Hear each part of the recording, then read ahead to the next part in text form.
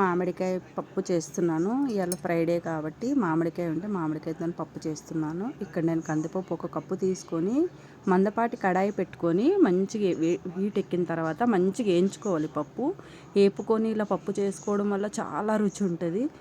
ఒకసారి మీరు కూడా ట్రై చేయండి. ఈ విధంగా మంచిగా స్టవ్ సిమ్లో పెట్టుకొని మంచిగా పప్పు అంతా మంచిగా వేయించుకోవాలి.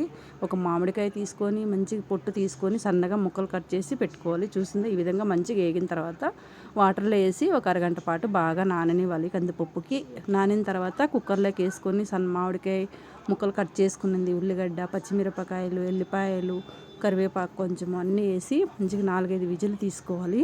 ఈ విధంగా పప్పు బాగా నానిన పప్పు కుక్కర్లో వేసుకొని ఉల్లిగడ్డ, ఎల్లిపాయలు, ఎండుమిరపకాయలతో చేస్తే చాలా రుచిగా ఉంటుంది కందిపప్పు. మామిడికాయ అయినా సరే. ఇప్పుడు కొంచెం ఎండాకాలం కదా, కొంచెం పచ్చిమిరపకాయ వేడి చేస్తుందని నేను ఈ విధంగా చేస్తున్నాను. వాటర్ వేసుకొని కొంచెం పసుపు కూడా వేసుకొని 1 స్పూన్ ఆయిల్ కూడా వేసాను నేను. వేసి ఒక 4 విజిల్ తీసుకోవాలి.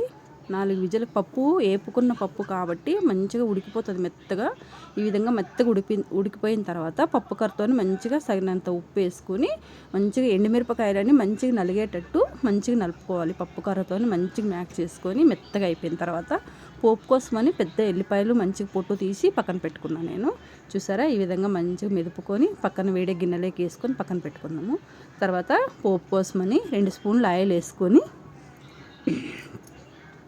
ఆవాలు, జీలకర్ర, ఉల్లిగడ్డ పొట్టు తీసింది కచ్చాపచ్చగా దంచేసుకోవాలి. కొంచెం ఉద్దిపప్పు కూడా వేసి ఇవన్నీ మంచిగా వేగిన తర్వాత పొట్టు తీసిన ఉల్లిగడ్డ కచ్చాపచ్చగా దంచుకొని వేసుకోవాలి. ఎండుమిరపకాయలు, కరివేపాకు, ఈ పోపు అంతా వేగిన తర్వాత పప్పులోకి వేసుకొని కాస్త నెయ్యి వేసుకొని తింటే సూపర్ టేస్ట్ ఉంటుంది. మీరు కూడా ఒకసారి కందిపప్పు వేపి పప్పు చేసి చూడండి, చాలా రుచి ఉంటుంది. పప్పు చారుకైనా సరే, పప్పుకైనా దేనికైనా, పాలకూర పప్పు చేసిన అయినా సరే కందిపప్పు ఒక్కసారి వేపి ట్రై చేయండి, చాలా రుచి ఉంటుంది.